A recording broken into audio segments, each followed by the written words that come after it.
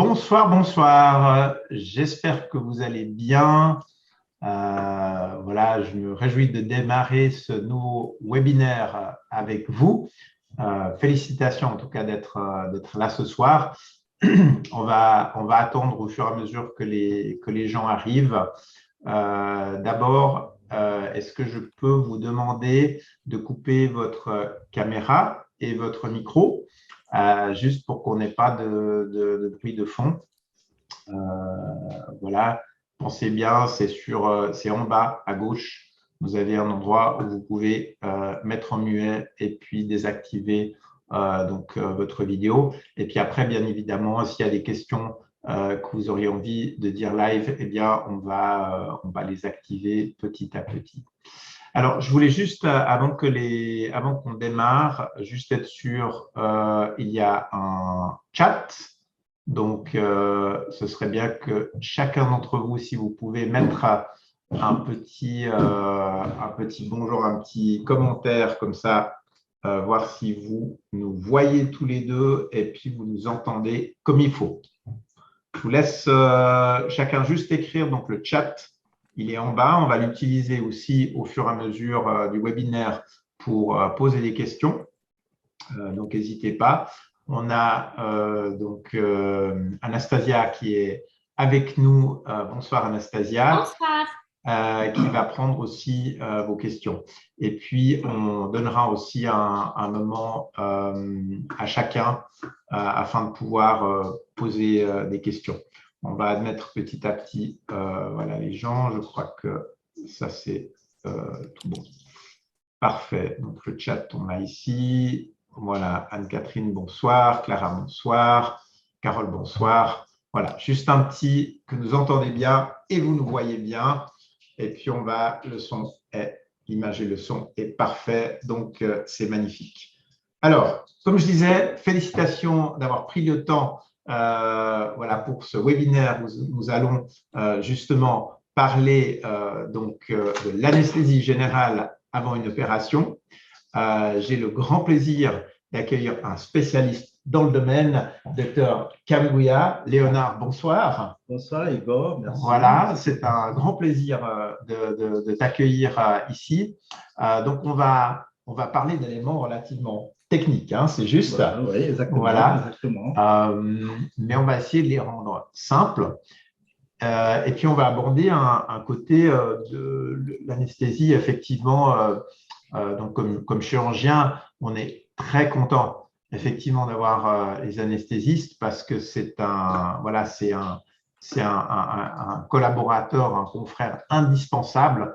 On pense souvent à l'opération qui est, le patient va dire oui, l'opération est réussie. On pense au chirurgien.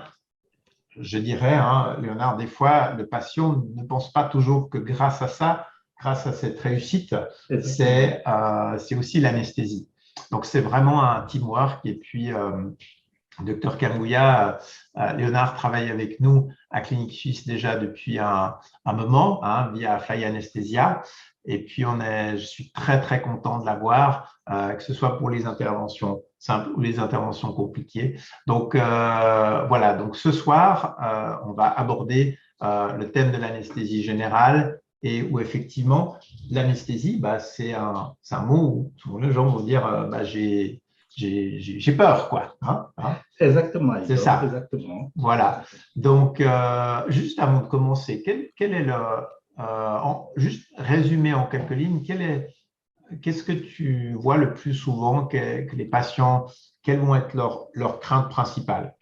En deux mots, c'est quoi la crainte principale, la première? La crainte principale, c'est les patients ne savent pas ce qu'est l'anesthésie et ils demandent ça se passe comment l'anesthésie.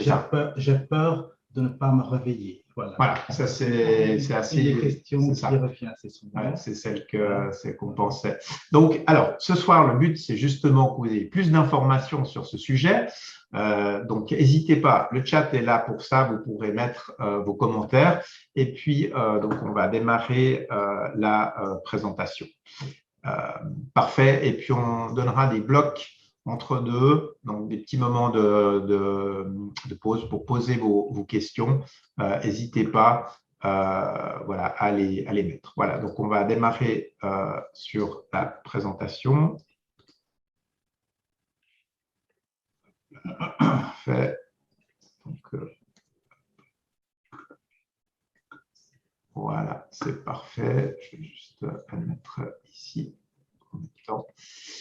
Voilà, eh bien, Léonard, c'est à toi. Voilà, merci Igor. Je vais me présenter à nouveau pour ceux qui ne me connaissent pas. Voilà, je suis médecin anesthésiste avec 23 ans d'expérience. J'étais ancien médecin cadre à l'hôpital de Rennes et médecin indépendant depuis bientôt 2 années. Je collabore avec le collègue Martinet, comme il vous a dit tout à l'heure.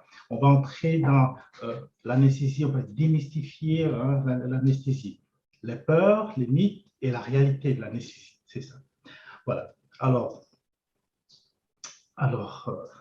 voilà, je vais juste faire avancer l'image. Voilà, voilà, c'est parfait. On est au premier dia. Hein. Voilà, c'est celui-là. Parfait. Voilà. On y va. Voilà. Donc, voilà, vous avez une belle image d'anesthésie, voilà, de patiente là, en phase de préparation d'anesthésie. L'anesthésie générale n'a pas toujours été bien connue dans la population parce que, justement, comparé à la chirurgie qui est largement sont connus, les exploits de la chirurgie, les grandes transplantations, les hôpitaux, la chirurgie ambulatoire, aujourd'hui réalisable grâce à les avancées de l'anesthésie. C'est très important que l'opinion publique le sache. Et puis, vous verrez au fur et à mesure des diapositives, je vous montrerai, par exemple, là, vous avez un patient qui est juste en phase de communication avec le médecin anesthésiste voilà, qui échange avec le patient, qui le rassure, le rassure. Là, je vous montre une comparaison avec les anciennes machines d'anesthésie sur la droite, qui remontent à presque 80 ans dans le passé, où nous voyons le médecin anesthésiste tout au milieu de ces machines, sur la gauche du médecin. Il y a l'appareil pour contrôler ces paramètres, notamment la tension, l'électrocardiogramme.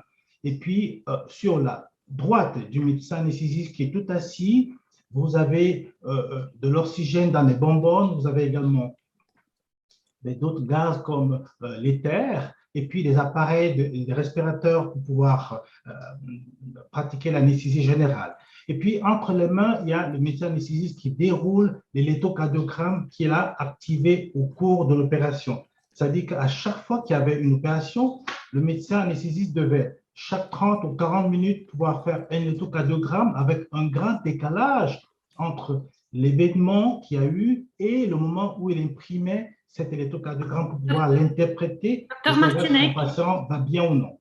Désolée de vous. Nous va les premières slides, la webconférence sur la peur de l'anesthésie. Donc, ça avance pas chez nous. Ah, d'accord. Alors, attendez, on va juste voir.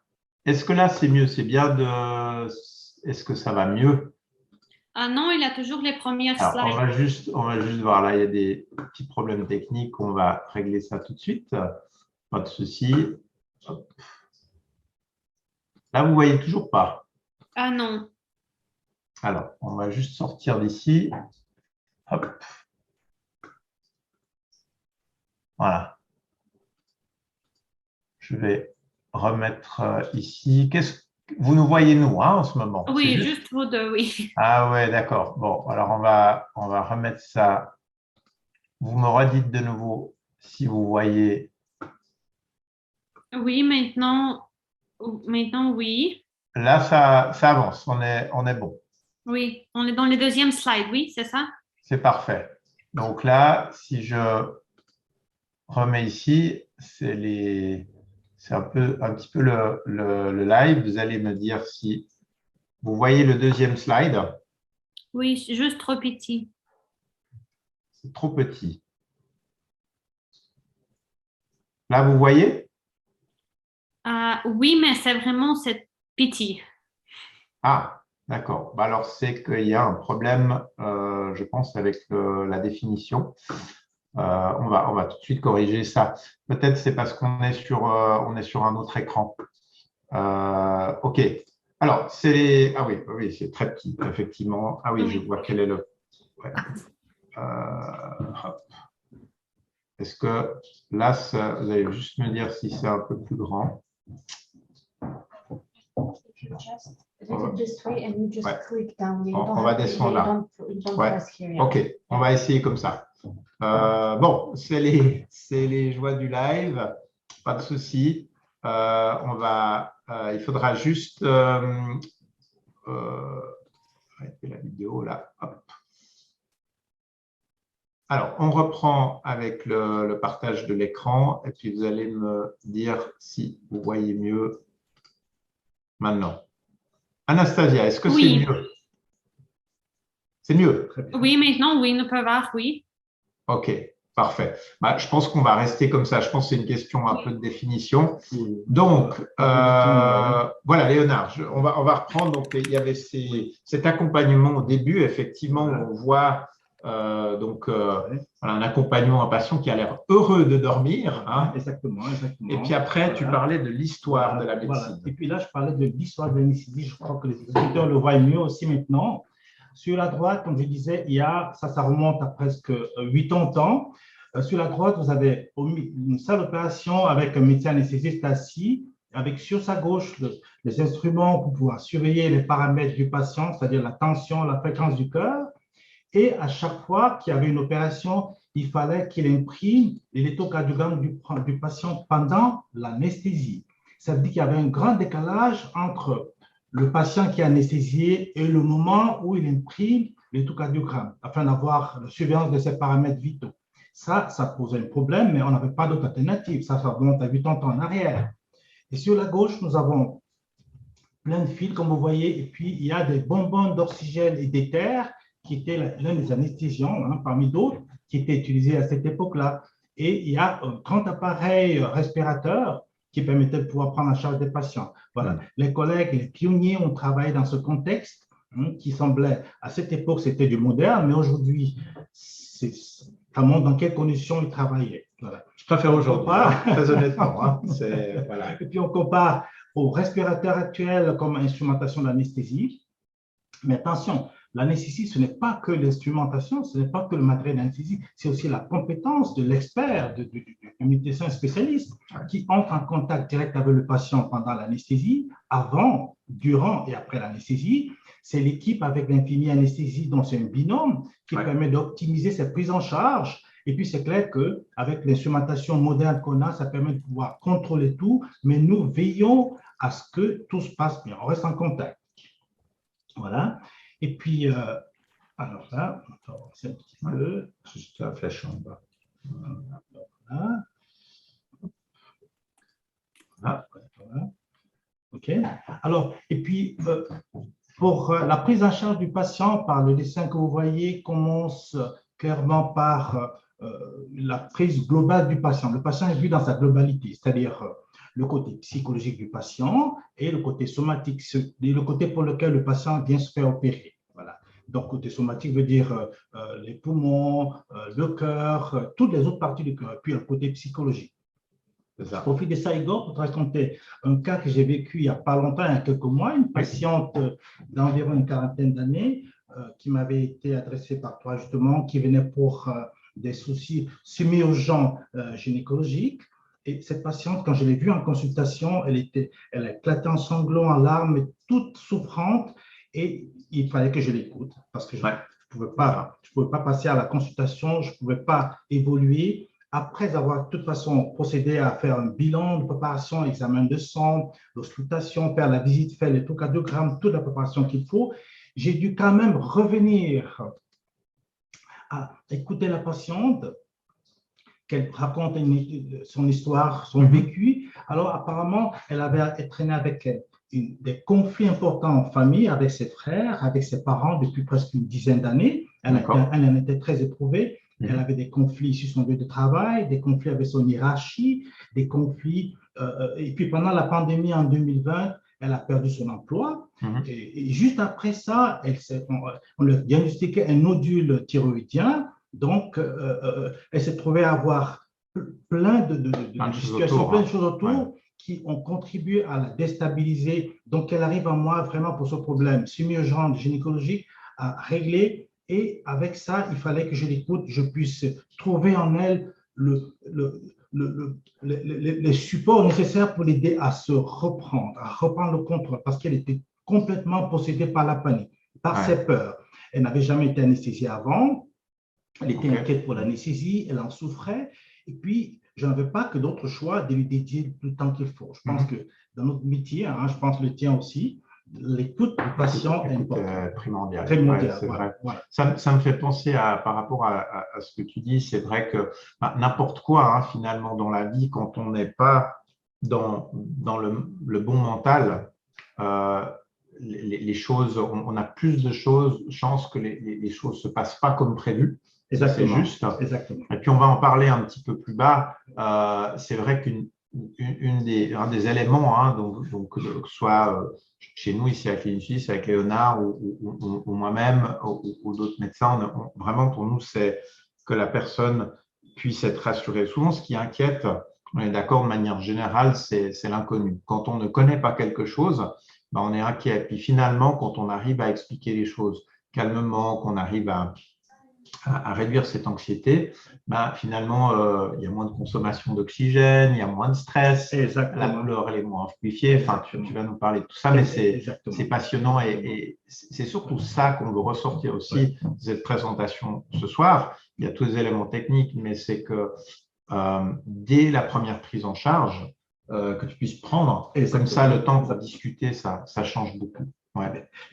Exactement, c'est ce que j'ai fait. Donc, dans la suite, j'ai trouvé avec le mari un accord avec la personne elle-même afin qu'elle puisse se dissocier de toutes ces charges qu'elle traînait avec elle il y a son passé, toutes ces sources d'angoisse, ces sources de conflits, ces sources de problèmes, qu'elle s'en dissocie parce qu'elle avait pratiquement tout son état d'esprit, ses pensées étaient complètement saturées par ses peurs.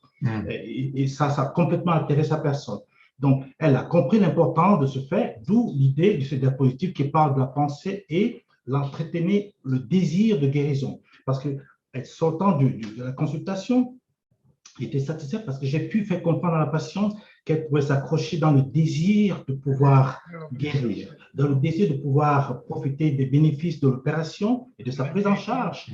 Et elle a compris, elle en est sortie vraiment avec un espoir. Et ça, c'était très important. Oui, tout à fait. Voilà. Donc, ce travail, c'était un travail qui a pris un peu de temps, mais c'était nécessaire parce que le côté psychologique de la patiente était important. Ça fait partie vraiment de toute prise en charge globale, d'ailleurs, tu comprends très bien. Et ensuite, elle est rentrée donc avec ce message où le mari avec, ils ont compris l'importance de focaliser l'attention essentiellement sur le bénéfice de l'opération.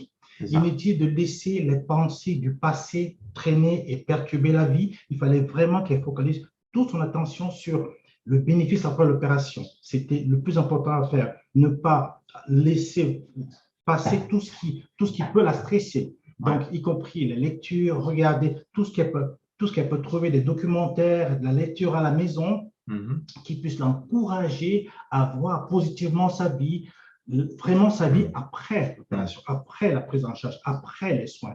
Ça, c'est un peu le message, le bon état d'esprit avec lequel elle est sortie. Alors, c'est vrai que parallèlement, c'est un peu aussi la même chose avec la chirurgie. Alors, c'est important de bien connaître les effets secondaires, les dangers, les risques, mais effectivement, tu vas en parler plus bas, on verra que les incidences sont très basses, mais c'est vrai qu'aussi dans les lectures, c'est d'être attentif ce qu'on va lire, parce que des fois, on va retrouver des informations qui vont inquiéter plus qu'autre chose. Exactement. Et puis des avis qui sont parfois pas toujours fondés. On va sortir plus l'exception. C'est important de les connaître, mais de savoir que leur proportion est faible. Exactement. Donc, finalement, avec la patiente, elle a finalement fait le choix de l'anesthésie, et l'anesthésie qui a été choisie pour elle, c'était l'anesthésie générale. Alors, il a fallu que je lui explique en quoi ça consiste. C'était la première fois qu'elle devait prise en charge dans ce sens. Donc, l'anesthésie générale est une modification de l'état de conscience, de la perception de la douleur, de la respiration et du tonus musculaire. Et afin d'assurer donc l'oxygénation correcte, nous disposons de respirateurs qui permettent aux patients de pouvoir toujours être ventilés et de pouvoir respirer pendant qu'ils sont endormis. Donc, ça, c'est une définition très simplifiée qui est retaillée au CHUV, qui est le centre universitaire de Lausanne. Juste une question, enfin peut-être pour les participants, pendant que ce serait intéressant pendant que Dr Kambuya continue à parler dans le chat, pour ceux qui ont été opérés ou ceux qui, même ceux qui n'ont pas été opérés, quelle serait votre plus grande peur liée à l'anesthésie? Quelle est la plus grande peur? Je vous laisse le noter dans le chat parce qu'on va pouvoir un petit peu en parler après. Puis c'est important déjà un petit sondage de savoir ce qu'il en est. Donc vous avez, je rappelle, en bas, vous avez un petit discuter. Vous pouvez remplir, juste mettre quel est l'élément qui vous fait le plus peur. Je te laisse continuer. Voilà, très bien. Voilà, en parlant justement de peur, voilà, la patiente a pu rentrer, mais ce n'était pas fini. La patiente a eu une autre question. Elle a demandé, mais docteur, quels sont les risques de l'anesthésie? Alors, j'ai dit, madame, vous avez raison de poser cette question. Il y a toujours un peu de risque dans tout ce qu'on entreprend, hein, mais il est clair que, en faisant l'exemple de son véhicule ou du mien, j'ai dit, voyez, aujourd'hui, je suis venu, je vais rentrer chez moi ce soir. Est-ce que j'ai la garantie de pouvoir rentrer chez moi ce soir? Vous voyez, le taux d'incidents, on a vu en Suisse, en une année, est autour de 16 000 incidents graves. C'est-à-dire qu'il y avait des séquelles pour les patients graves. Ouais. Mais la chance, mais ça n'empêche pas aux conducteurs, aux chauffeurs que nous sommes, de pouvoir prendre notre véhicule sans avoir la peur de l'accident. Parce que nous voyons rentrer à la maison en sécurité. En fait, nos pensées ne sont pas alignées sur l'accident. Nos pensées sont plutôt sur le retour à la maison. Et ça devient une habitude à force et à force. Finalement, ça devient naturel de penser retour à la maison sans penser accident. C'est la même chose avec l'anesthésie, j'ai dit à la patiente. Vous ne devez pas voir le risque qui est extrêmement faible, et d'ailleurs, on en parlera après, mais vous devez plutôt penser aux bénéfices. Vous voyez, c'est comme dans l'aviation. L'aviation, vous avez pour presque 1 million de vols, entre vols, décollage et atterrissage, vous avez 8 incidents. En 2020, l'OFAC, l'Office fédéral de l'aviation civile suisse, a publié cette statistique où il y a eu 8 incidents, dont des hélicoptères et des petits avions. Voilà pourquoi ça n'a pas été, il n'y a pas eu beaucoup de effectivement, c'est presque insignifiant. Vous voyez, 1 million, mais pour 8 incidents. Voilà, c'est la même chose. Ça, ce n'est pas dû seulement à la technologie, c'est dû également à une checklist qui est établie avant le décollage des aéronefs. Et l'aviation a développé au long des années, après chaque incident qui s'est vérifié au bout de la planète, des études pour voir les erreurs, mettre ensemble des stratégies de checklist pour, point par point, exclure des problèmes avant de pouvoir valider le vol. Voilà. Ce même principe de checklist a été adopté en anesthésie par un principe très simplifié, d'une revue scientifique suisse d'ailleurs, qui se résume en 4 fromages. 4 fromages, pourquoi 4 fromages? Parce que, vous voyez, les fromages sont poreux. Chaque fromage correspond à un filtre. Et ce filtre ne peut pas tout protéger, mais protège une très bonne partie du problème. Donc, ça veut dire qu'il y a un premier fromage qui se passe à la consultation du patient, où le patient a vu, visité, le choix de l'anesthésie. Donc, c'est des filtres, en fait. C'est des filtres, voilà. Ouais. Après, il y a un deuxième filtre qui vient des bilans que le patient a obtenus, des examens qu'il a faits, de tout ce qu'on a pu mettre en place. Il y a un troisième filtre qui est fait également la veille de l'opération, où on vérifie encore que toute la stratégie d'anesthésie est simple, valable, est toujours valable, voilà, ainsi de suite. Et puis, le matin de l'opération, à l'entrée de la patiente au bloc opératoire, on fait un dernier filtre qui est le 4e filtre. La patiente est identifiée, d'ailleurs, nous le faisons régulièrement ici en salle opératoire. La patiente se présente, on parle le nom, la date de naissance, le site d'opération, le matériel doit être prêt, tout le nécessaire, et tout ce qui doit être prévu selon les normes de la Société suisse d'anesthésie et les normes de chirurgie également. Vous voyez? Donc, ça s'est inspiré également de la checklist de l'aviation et ça a permis de réduire aussi les incidents critiques dans l'anesthésie de pratiquement 5 sur le million d'anesthésie qu'il y en a. Donc, là également, c'est extrêmement rare. Nous parlons bien d'incidents critiques, incidents critiques. Voilà. Donc, 5 sur 1 million d'anesthésie, c'est presque insignifiant. Donc voilà, ça c'est un des éléments. Où on voit qu'il y a de la peur, mais donc si on regarde 5 sur 1 million, c'est vraiment extrêmement faible. Et puis après, ça nous permet quand même ça permet quand même aux patients relativiser tous ces risques qui sont notés. C'est important de les connaître, comme tu disais tout à l'heure. Voilà, on prend la voiture, on sait qu'on peut avoir un accident, mais on est focalisé sur l'arrivée à la destination. J'aime beaucoup cette image. Et puis finalement, la même chose pour l'opération, c'est qu'on est là pour un traitement, même si peut-être sur le moment, on le prend comme pas agréable, mais on est focalisé sur ce bénéfice et en sachant que les risques sont faibles. Exactement, Igor. Exactement. Magnifique. Voilà. Et puis, comment se déroule l'anesthésie générale? Alors, pour le type de chirurgie que nous pratiquons en clinique et puis que j'ai l'occasion de faire aussi ailleurs, c'est essentiellement la chirurgie, l'anesthésie pour la chirurgie ambulatoire. Alors, le patient, dès le début, il y a un contact. On a commencé avec le patient pendant la consultation. Vous vous rappelez la patiente paniquée? Alors, c'était la même patiente, la même histoire. Ce n'est pas la même patiente sur le diapositive, mais c'est juste l'histoire. La patiente, j'ai construit un lien avec la patiente. On a gardé ce contact. Quand je l'ai vue avant le matin de l'opération, je l'ai accompagnée en salle avec le même sourire, la même détente, la même communication, l'hypnose. Et ensuite, on a suivi l'anesthésie, la sommation des médicaments. Vous voyez, vous avez le masque à oxygène, voilà, l'équipe avec l'infirmier, le médecin, et puis le masque à oxygène qu'on met derrière ensuite pour la patiente. Voilà, la pédiatrie, c'est pareil. Vous voyez, avec quand il y a la communication, quand le patient est rassuré, ils sont détendus. Donc, ici, le patient a juste besoin d'être rassuré et se sentir, vraiment sentir la confiance avec. D'ailleurs, je dois dire, puisque je vois l'anesthésie que Dr Kamgui a fait, c'est qu'on a l'impression de partir sur un voyage. Tu présentes ça un peu comme le patient qui arrive à bord d'un avion avec le steward qui va demander. D'ailleurs, on aime bien choisir, on demande aux patients souvent quelle musique elle aime. Et puis, on va rajouter la musique, Léonard va l'entretenir. Et puis, on a encore aussi voilà, des jeux de lumière au plafond. Donc, il y a vraiment tout pour être bien. Et on sait que quand il y a moins de stress, même alors que le patient dort, l'organisme est sensible au stress, c'est que la réaction du patient à l'intervention va se passer beaucoup mieux. Exactement, Igor. Et puis, on le verra tout à l'heure d'ailleurs. Et puis, une fois que le patient est endormi, voilà, et là, le patient finalement, il est endormi. Vous pouvez voir l'image tout en haut. Et puis là, vous avez juste un respirateur que j'ai pu montrer. Vous avez une machine moderne de respirateur. Le patient, il est déjà endormi. Il est assisté par la machine qui l'aide à respirer. Le médecin, nous, on prend le temps d'ausculter le patient. On reste en contact continu avec le patient.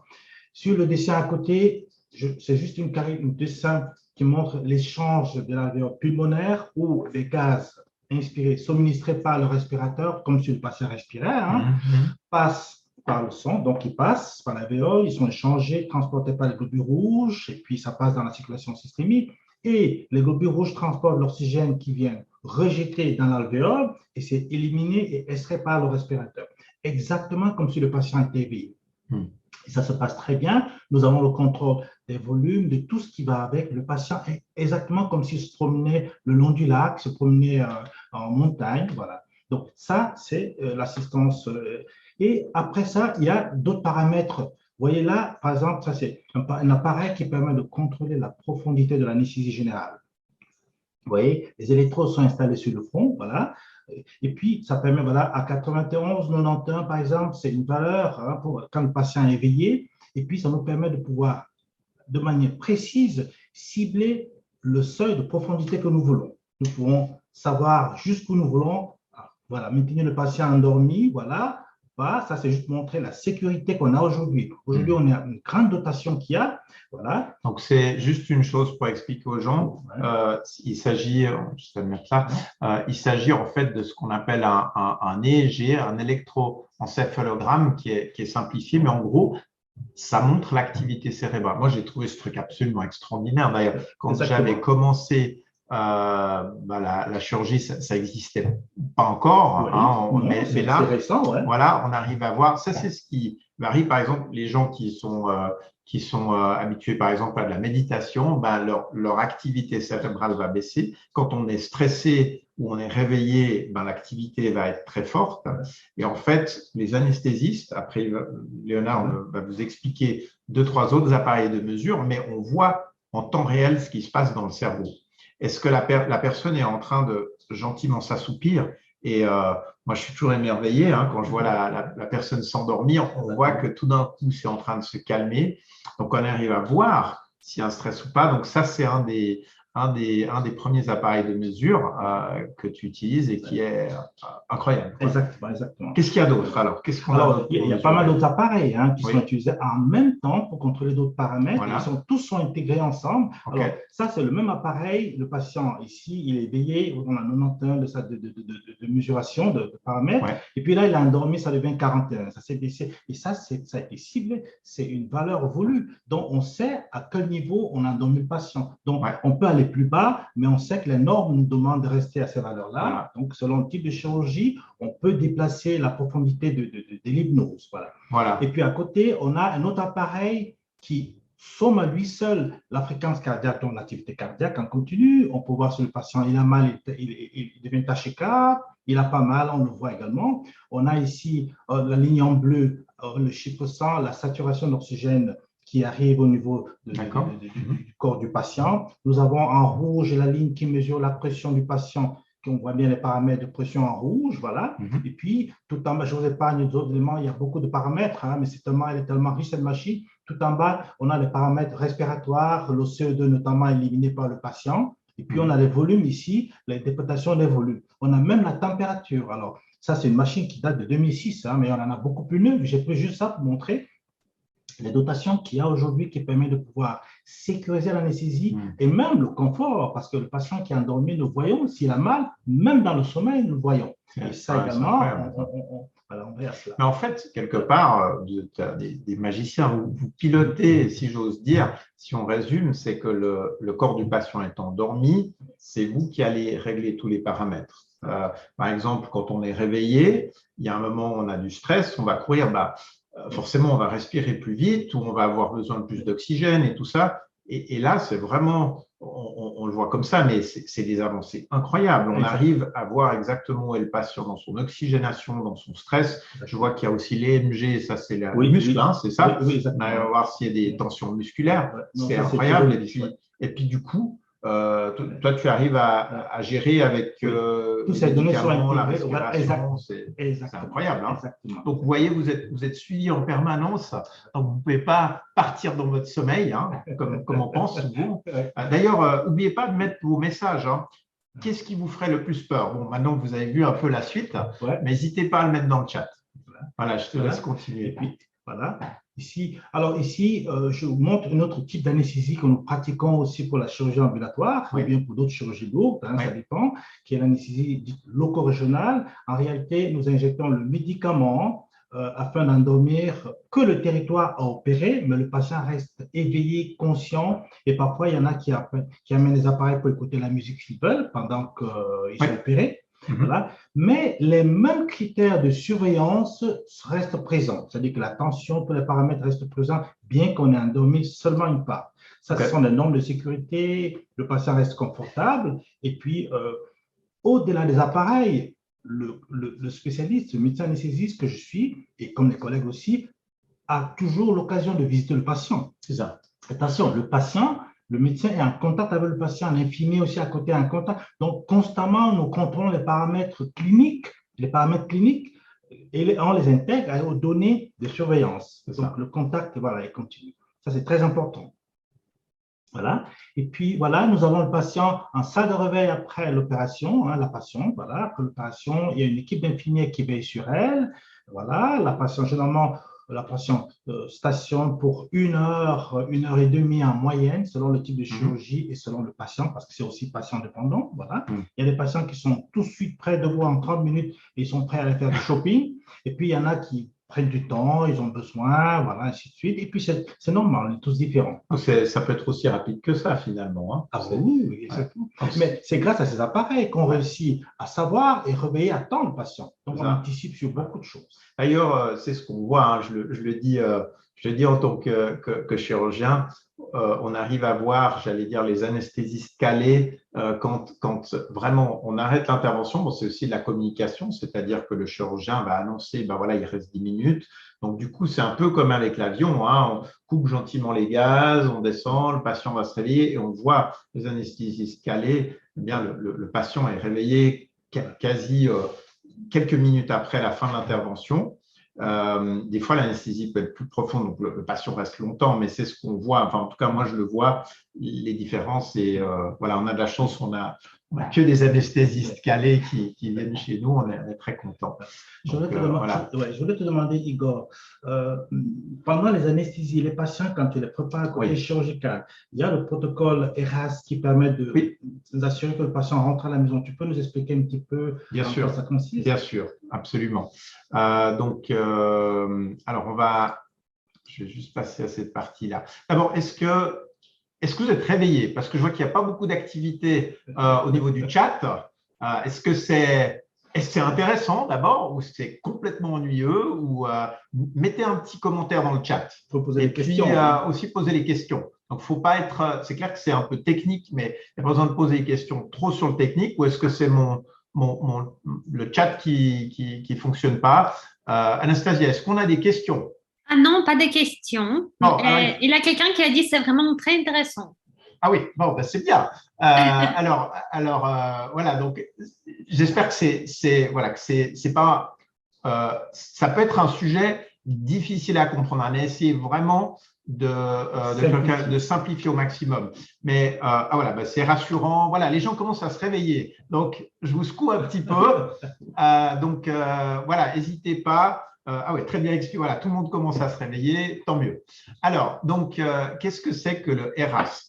C'est un élément que nous pratiquons ici à la clinique suisse qui permet en fait d'avoir ce qu'on appelle du fast track. Donc, c'est un concept qui combine plusieurs éléments, les soins avant l'opération, pendant l'opération, après l'opération, et puis qui est basé sur une médecine fondée sur des preuves, ça veut dire sur des articles et des longues années d'expérience. Et puis, qu'est-ce qu'il va faire? Quelle va être cette méthode? Elle va permettre de réduire le stress chirurgical. Parce que la chirurgie, c'est un élément de stress, qu'on le veuille ou pas, un stress psychologique, mais même quand le patient dort, eh bien, Léonard, tu le vois bien. Voilà, on voit tout de suite. Exactement. Et avec justement ces éléments de mesure, hop, on peut tout de suite corriger, approfondir un petit peu, donner un peu plus d'anesthésie, un mieux relaxant ou ainsi de suite. Voilà. Donc, c'est un concept qui a été développé effectivement, qu'on appelle fast track. Donc, avant l'opération, ça va être important. Donc, c'est un travail d'équipe entre l'anesthésiste et le chirurgien où on va donner d'abord des informations détaillées sur le parcours périopératoire. Qu'est-ce qui se passe autour? Parce que, de nouveau, on parle de la peur. La peur, c'est l'inconnu. Le cerveau, il est comme ça. Quand on ne connaît pas, eh bien, on a peur. Donc, j'espère qu'à la fin de cette présentation, eh bien, vous n'aurez pas peur de l'anesthésie et vous pourrez aussi expliquer à d'autres personnes voilà, de ne pas avoir peur. D'ailleurs, il y aura des replays pour ceux qui n'ont pas pu le voir, vous pourrez le dire aux gens autour. Ça sera sur le YouTube et puis il y aura aussi des liens qui seront renvoyés. Donc, information périopératoire. Protocole spécifique d'anesthésie, on en a parlé, Léonard. Alors, il y a aussi le jeûne préopératoire. Ça a beaucoup évolué, hein, n'est-ce pas, au fur et à mesure des années. C'est que notre corps a besoin d'énergie. Quand on fait un jeûne trop long, hein, c'était fait il y a 20-30 ans en arrière où on mettait vraiment les jeûnes à jeun longtemps, 24 heures à l'avance, où ça met un stress sur le corps. Exactement. Et effectivement, donc on a vu avec l'expérience et le recul que de limiter ce temps de jeûne, finalement, donne plus de possibilités au corps de récupérer, particulièrement, par exemple, si c'est des gens dénutris ou des gens qui ont des maladies lourdes, chroniques, endométriose, cancer, ainsi de suite. On voit que ça, c'est très important. Ensuite, il y a les boissons carbohydratées, donc préopératoires. Bon, il y a du sucre. On dit des fois le sucre, ça peut être un petit peu inflammatoire, mais disons, l'idée, c'est d'avoir quand même des calories. Moi, on utilise ici plutôt des nutriments. On a aussi des recommandations de nutriments préopératoires qu'on peut donner sous forme de compléments. Donc voilà. Ensuite, il y a après l'opération, réalimenter rapidement, ça c'est important. De nouveau pour les mêmes éléments, avoir des nutritifs protéinés. Les protéinés sont les briques pour reconstruire. Mobilisation précoce, ça prévient les caillots sanguins, que les caillots sanguins se forment dans les veines. Et finalement, enlever rapidement les sondes, les cathéters, tout ce qui peut être désagréable si ce n'est pas nécessaire et qui peut faire peur ou mal. Et puis, des équipements, donc c'est ce qui est noté. Je ne vais pas aller trop dans les détails, mais disons pour éviter des complications, vous voyez que les complications, ça va être donc une récupération plus lente, donc une durée de séjour qui est plus longue. Et puis on voit que les éléments favorisants, ça va être la malnutrition, la chirurgie majeure, l'immunosuppression. Donc ça, c'est les facteurs de risque. Puis avec les races, on va faire l'inverse, on va venir amener ça. Puis finalement, il y a un point super important, c'est la chirurgie minimale invasive. Puis ça, on a pu voir effectivement ici à Clinique Suisse, le 95%, le 95% des chirurgies effectuées sont ambulatoires, même des hystérectomies, des mastectomies. Et c'est pas, on a maintenant sur presque 6 ans, des milliers de cas de recul. On n'a pas eu d'incident grave, on n'a pas eu de transfert à l'hôpital et ça, c'est vraiment un travail entre l'anesthésie et aussi, lors de l'intervention, d'avoir des dissections très soigneuses des tissus, être très attentif à la cautérisation, c'est souvent ça qui fait mal, à l'ischémie des tissus. Donc, il y a tous ces éléments-là, peut-être mettre moins de pression dans l'abdomen, venir avec une anesthésie locale. Est-ce que je voudrais te poser justement une question? J'ai vu que pendant les opérations, surtout vers la fin, tu as l'habitude d'infiltrer avec la naropine. Et puis, je me suis rendu compte que j'utilise beaucoup moins de morphine qu'après. C'est juste. Par exemple, les points de trocard, si on fait des chirurgies avec des cicatrices ou des chirurgies par voie basse, donc c'est un anesthésique local, n'est-ce pas, la naropine, et ça permet en fait que quand le patient se réveille, il se réveille sans la douleur. Donc, c'est bien, je vois que les gens se réveillent, c'est parfait. Je suis sûr que vous suivez attentivement. Encore un autre élément, c'est que, très important de nouveau, pour que le patient comprenne, c'est le conseil personnalisé, la prise en charge sur mesure. On n'est pas tous les mêmes, on n'est pas fait identique. Donc là aussi, je pense que toi, tu le vois dans tes anesthésies, c'est en fonction du poids, en fonction du stress. Même la variabilité génétique aussi. Voilà, c'est ça, tous ces éléments. Donc, on les prend en charge. Donc, voilà, nous, on a vraiment cette équipe ici, on est très contents. Là, j'avais juste fait une petite documentation, j'avais fait une autre présentation là-dessus, sur la chirurgie sans cicatrice, qu'on appelle le V-Notes, par les voies naturelles. On peut faire une laparoscopie, donc même opérer aussi au l'appendice, la vésicule biliaire. Et quand on n'a pas effectivement quand on n'a pas de cicatrice, eh bien on récupère très vite. Et puis on a des cas, grâce à l'anesthésie aussi, où par exemple des hystérectomies de cette manière-là, il y a des gens qui partent 5 heures après. Et on a du recul là-dessus où ça se passe bien, parce qu'il y a aussi tout le conseil post-opératoire. Donc ça, c'est les races. Et finalement, les facteurs principaux, donc on a pris ça aussi sur l'hôpital du Valais qui pratique ceci, c'est le stress psychologique.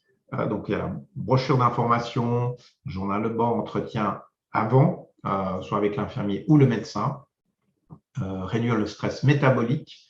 Donc ça, c'est ce que l'organisme utilise. Le métabolisme, c'est on a besoin de brûler parce qu'on est stressé, ou voilà, il y a le cortisol qui monte, tous ces hormones de stress. Et finalement, les acteurs de soins, Léonard l'a bien montré, c'est l'écoute, c'est voilà, la prise en charge centrée autour des besoins du patient. Et voilà, c'est des choses qui sont des détails, mais c'est super, super important. Voilà, Léonard. Très bien. Voilà. J'aimerais bien ici partager avec vous des questions qui reviennent à ce que le médecin anesthésiste pose régulièrement pendant la consultation. Ça, c'est vraiment un take-away. C'est important que chacun d'entre vous puisse plus ou moins tenir présent l'importance de ces questions. Ces questions, à elles seules, influencent de manière significative le choix de votre anesthésie et surtout l'optimisation de votre prise en charge. pouvoir parler aux patients d'une comorbidité présente. Ça peut être le diabète, ça peut être le traitement que vous prenez. C'est important d'en parler pendant la consultation, même si elle est téléphonique. Des allergies à des médicaments, des allergies alimentaires, tu sais, même le kiwi, des œufs, et ainsi de suite, sont des fruits et tout, dont on retrouve aussi, sont utilisés aussi dans la pharmacologie de la production des médicaments anesthésiques. Donc, du coup, savoir qu'on est allergique aux œufs ou aux kiwis, et ainsi de suite, est très important. Donc, il ne faut pas sous-estimer ça. On se dit, ce n'est pas un médicament, mais c'est très important pour l'anesthésiste. Voilà. Et puis, des problèmes de voie aérienne, par exemple, voie aérienne haute, le ronflement. L'anesthésiste, parfois, elle pose la question, est-ce que vous ronflez? Est-ce que vous avez des apnées du sommeil? Parce qu'elles sont assez souvent associées à des obstructions de voie aérienne.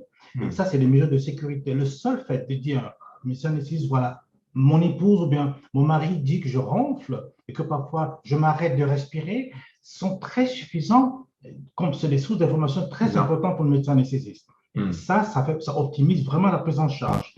Et ça évite qu'on donne certains morphiniques qui peuvent accentuer les apnées et qu'on donne plutôt d'autres médicaments qui sont plutôt mieux tolérés et qui ne vont pas provoquer des apnées pour le patient. Et puis, s'il y a des prothèses dentaires, s'il y a des piercings et tout ça, il faut qu'on le sache avant parce qu'il faut pouvoir les enlever parce que sinon, ils peuvent se briser et aller dans la gorge. Donc, c'est vraiment des mesures de sécurité très importantes. Ensuite, au niveau de respiratoire, est-ce que le patient souffre de maladies pulmonaires comme l'asthme? Est-ce que le patient fume? Il y en a qui disent non, non, je ne fume que 5 paquets de cigarettes. Vous savez? Non, non, je ne fume que 5 cigarettes par jour. Mais vous savez, une seule cigarette fumée pendant une année est déjà un gros problème. Donc ici, la cigarette fumée, qu'elle soit 1, 2, 3, 4, ça reste très important pour l'anesthésiste. Également. D'ailleurs, on le voit d'ailleurs avec les plaies. Hein. Juste, je fais une petite parenthèse dans la récupération. Les gens qui disent oh, docteur, ça guérit pas bien et tout ça. Dès qu'il y a du tabac, souvent les plaies, surtout au niveau intime, même à d'autres endroits, elles ont plus tendance à avoir des lâchages, des infections, des choses comme ça, parce que l'oxygène est plus bas. Donc voilà, absolument. Voilà. Donc c'est très important qu'on sache ces choses. Par exemple, tout récemment, il y a des patients qui ont des syndromes post-Covid résiduels où ils ont des problèmes de saturation, où le poumon, il fonctionne, mais il n'est pas tout à fait optimal comme avant. Ça également, c'est important de savoir. Pendant la consultation d'anesthésie, nous arrivons à contrôler déjà la saturation en air ambiant. C'est un élément déjà en vue d'optimiser cette prise en charge. Voilà. Et puis au niveau cardiaque, est-ce que vous avez des douleurs à la poitrine quand vous faites un effort? Alors ça, c'est important de savoir. Ou bien est-ce que vous essoufflez quand vous faites une longue marche? Est-ce que vous arriverez à monter 2 étages par les escaliers en marchant posément, sans vous arrêter? Ça, c'est très important. Donc ça, c'est la capacité à tolérer l'effort. Est-ce que vous avez des problèmes d'hypertension? Est-ce que vous avez un pacemaker? Ça, c'est important. Voilà.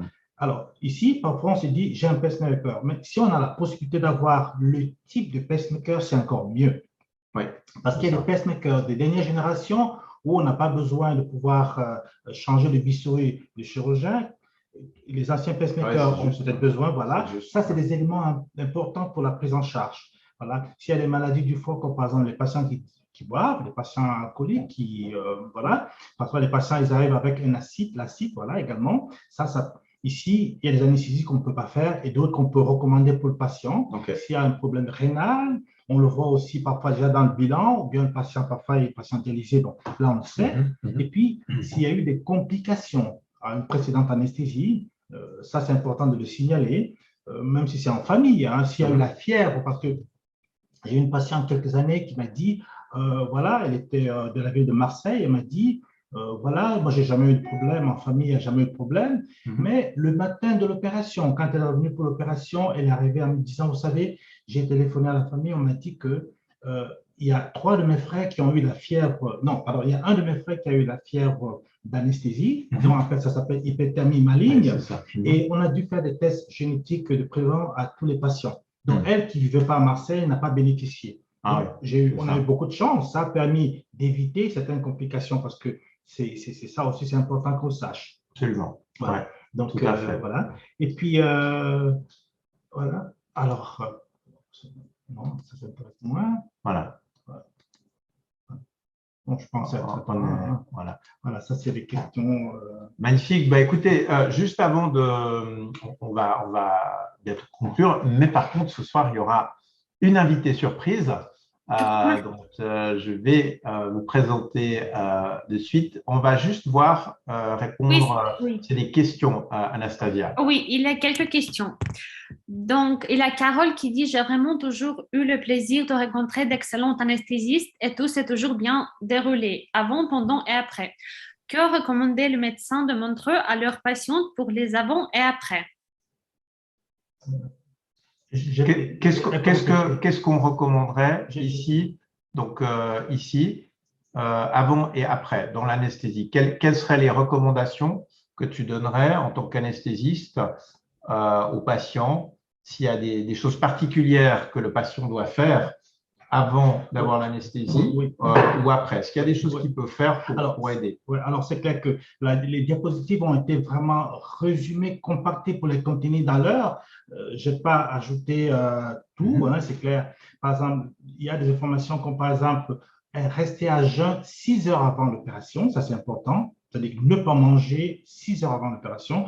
Alors, quelquefois, on dit à partir de minuit, il ne faut plus manger si l'opération se déroule à 7 heures ou à 8 heures. Mais il faut tenir 6 heures. 6 heures de temps, c'est largement suffisant. Donc, si on vous opère à 13 heures ou vous opère à 14 heures, vous pouvez soustraire 6 heures de temps et vous pouvez manger 6 heures de temps avant. Ça, c'est faisable.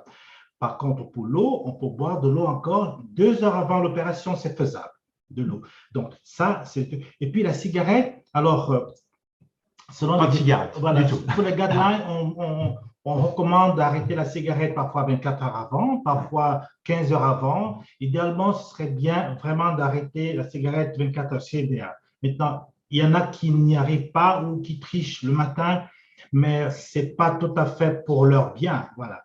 D'accord. Voilà. Et puis après, est-ce qu'il y a quelque chose de particulier que tu recommanderais du point de vue anesthésique ou antalgique ou… Oui, alors je pense que ça dépend du type de chirurgie. Ici, c'est difficile de recommander un type d'anesthésie ou d'antalgie parce que ça dépend du type d'opération qu'on va pratiquer, ça dépend de l'installation du patient, ça dépend de la durée de l'opération, et puis ça dépend du bilan aussi qu'on aura fait avant. Donc, le choix d'anesthésie comme ça d'emblée, c'est difficile de le faire. C'est vraiment difficile de le faire juste comme ça. Je ne pourrais pas vous recommander. Voilà pourquoi la consultation d'anesthésie elle est faite pour ça. D'accord. Alors, merci beaucoup. D'autres questions? Oui, après la Daniela qui demande: est-ce que vous pouvez expliquer les choix d'anesthésie pour chaque chirurgie? Il y a tellement de chirurgie, mais alors, en gros, peut-être résumé par famille d'intervention. Alors, c'est tout un monde. On peut parler pendant une semaine, on ne finirait pas. Le choix d'anesthésie, je dirais que… excusez-moi, ce n'était pas le choix d'anesthésie, c'était plutôt le choix d'anesthésiste. Ah, merci beaucoup, Daniela, c'est gentil. Le choix d'anesthésiste. Ah oui. Oui, alors, pardon, oui, désolé. Le choix d'anesthésiste, donc de médecin. Alors, je pense que je ne saurais pas, ça c'est difficile. Oui, c'est un peu comme… Oui, je vois la question. C'est un peu comme on a… vous nous corrigez, Daniela, si jamais. C'est un peu comme vous avez un chirurgien dentaire pour les dents, vous avez un chirurgien cardiovasculaire pour le cœur. Est-ce que, si j'ai bien compris la question, Daniela, c'est est-ce qu'il y a des anesthésistes spécialisés chaque fois par rapport à une chirurgie? C'est ça la question? Alors, j'essaie de mieux m'expliquer. Volontiers. Pour la chirurgie, tandis que patiente, on a le choix des chirurgiens. Parfois, on parle avec plusieurs avant de choisir le docteur qui va opérer. Ce n'est pas le cas pour l'anesthésiste. Alors, je demande toujours si c'est le chirurgien qui choisit son partenaire ou si c'est plutôt la clinique ou c'est quelque chose d'aléatoire ou comment ça se passe. D'accord. Voilà, merci pour cette question. Merci, elle a bien expliqué, c'est clair. Voilà. Alors, le choix du médecin anesthésiste, effectivement, peut être fait par la patiente ou en passant par le médecin, parfois parce que l'anesthésiste peut ne pas être là au moment de la visite, ou en discuter avec lui si vous avez l'occasion de le rencontrer pendant la consultation. Alors, si vous avez l'occasion de le rencontrer pendant la consultation, il peut effectivement se mettre à votre disposition. Ça se fait en clinique, ça se fait aussi dans le public. Maintenant, assez souvent, les patients ne manifestent pas l'exigence. Mais si le patient retient avoir un bon contact, et moi, ça m'est arrivé plusieurs fois que les patients arrivent et demandent à mon collègue, est-ce qu'il n'est pas là, docteur Cambien, ainsi de suite, ainsi de suite. Et puis, je n'étais pas là ce jour-là, et puis après, je l'ai su après, et c'est vice-versa. Hein. J'ai eu des patients qui sont arrivés à moi, et puis ils ont demandé, est-ce que le docteur tel n'est pas là, parce qu'ils avaient eu un contact. Ça, c'est normal, c'est humain. Et je pense que c'est possible de choisir, c'est possible.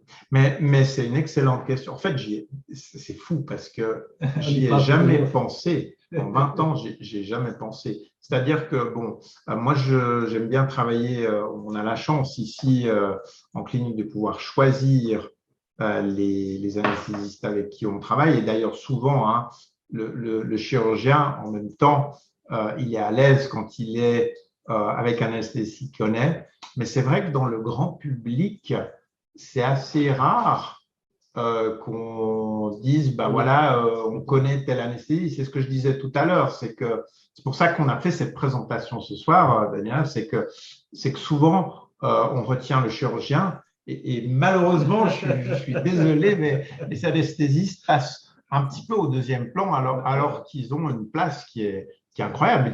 Ils ont votre vie. Et des fois, quand les chirurgies nécessitent, je ne sais pas, l'arrivée de sang parce que tout d'un coup, il y a un saignement ou que tout d'un coup, la fréquence cardiaque change, ben, la réanimation et tout ça, c'est les anesthésistes. Donc, on oublie ça. Excellente question. D'autres questions? Donc, après, il y a Mustapha qui dit que ma peur face à l'anesthésie est surtout liée à mon expérience passée où j'avais réalisé une chirurgie dentaire suite à une carie. Durant cette opération, l'anesthésie locale pratiquée sur ma gencive n'a pas marché correctement et c'était une expérience vraiment traumatisante et douloureuse. Ma question est de savoir comment faire pour surmonter cette peur liée à ce traumatisme passé pour ne plus avoir peur de l'anesthésie. Voilà. Bonjour, je salue Mustapha que je connais. Voilà. Bonjour.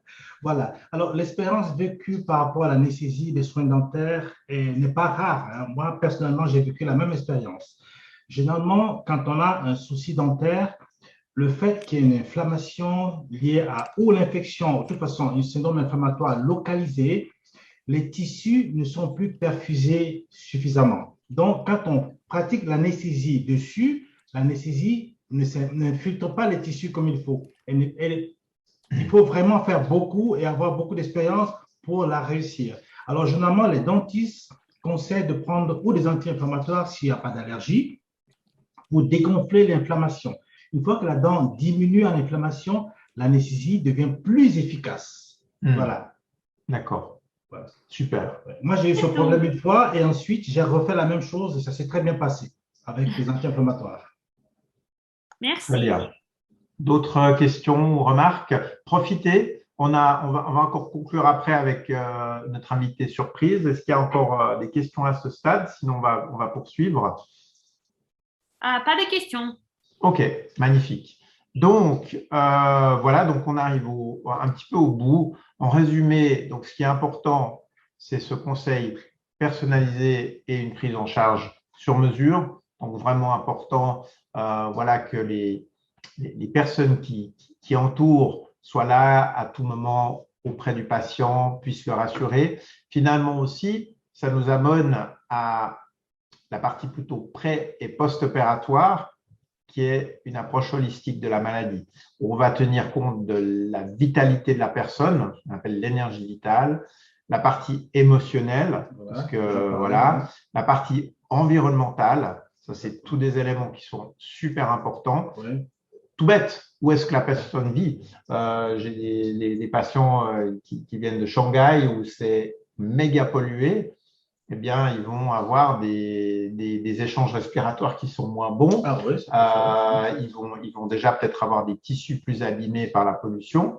C'est un exemple, hein, où ça peut être des éléments professionnels, sociaux, hygiène de vie. C'est important de les tenir compte. Et puis finalement aussi, le côté physique. Quelle est la physiologie, la biologie et la biochimie? Est-ce que voilà, la personne est plutôt sportive, pas sportive? Et tout ça, on doit en tenir compte dans la prise en charge holistique, que ce soit pour la chirurgie, pour la médecine ou l'anesthésie. L'anesthésie, exactement. Ouais. Donc, sans plus tarder, je vous présente notre invitée surprise, qui est Clara Holman. Bonsoir Clara, je vous laisse Bonsoir tout le vous monde. connecter. Je vais peut-être Bonsoir. juste arrêter 2 minutes le partage d'écran.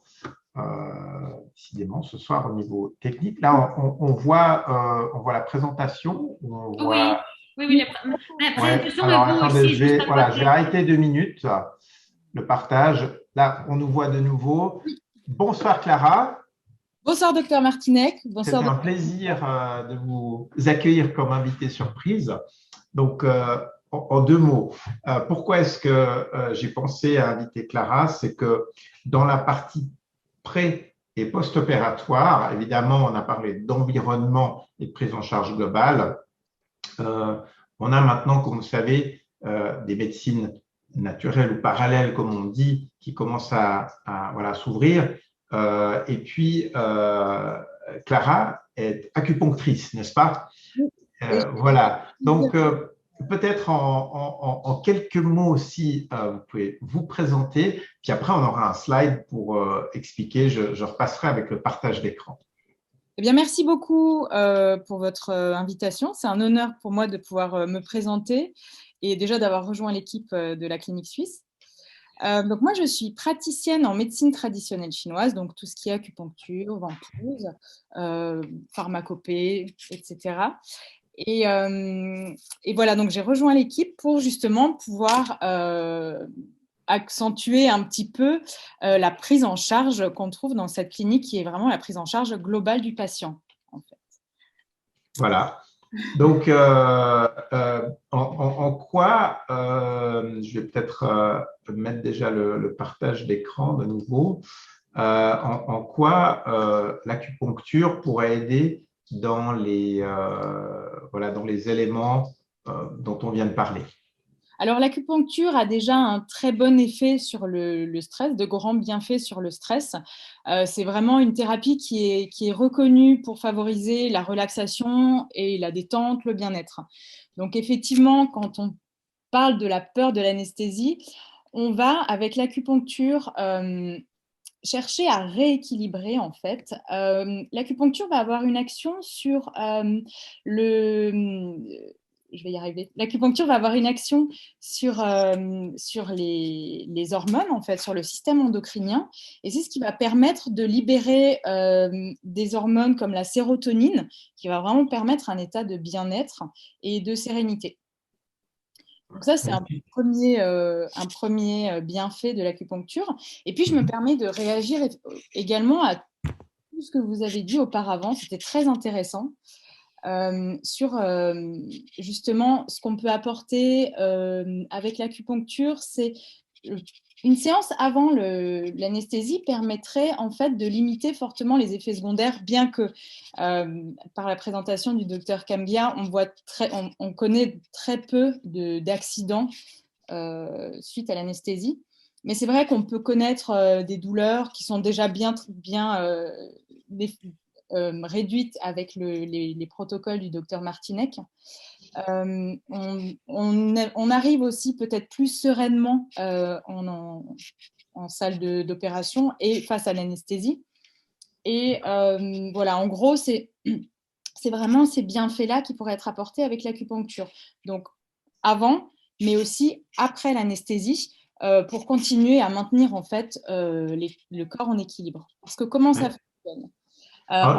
Le corps est vraiment un circuit électrique et avec l'acupuncture, on va, lorsqu'il y a on va parler de court-circuit, de blocage électrique, avec les aiguilles d'acupuncture, on va vraiment remettre en circulation toute l'électricité du corps et donc équilibrer. Et quand un corps est amené à l'équilibre, il est amené vers la santé, en fait. Ouais. En tout cas, c'est vrai que c'est passionnant. Je le dis, je l'ai dit aussi à Clara.